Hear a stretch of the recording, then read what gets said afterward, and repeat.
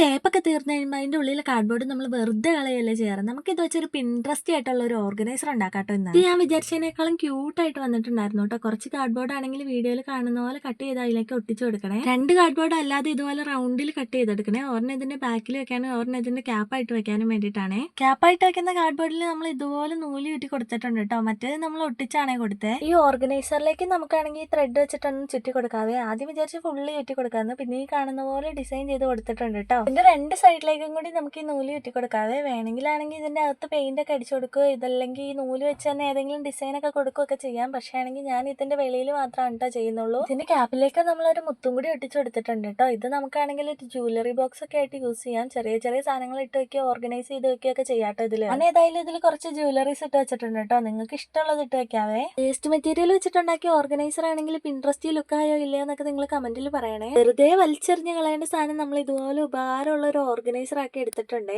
ഈ ഓർഗനൈസർ ഇഷ്ടപ്പെട്ടിട്ടുണ്ടെങ്കിൽ ഒന്ന് ലൈക്ക് ചെയ്യും കമന്റ് ചെയ്യും കൂടി ചെയ്യണം കേട്ടോ. പിന്നെ ഇതുപോലെയുള്ള വീഡിയോസ് ഒക്കെ കാണാൻ വേണ്ടിയിട്ട് നമ്മുടെ ചാനൽ ഒന്ന് സബ്സ്ക്രൈബും കൂടി ചെയ്യണേ.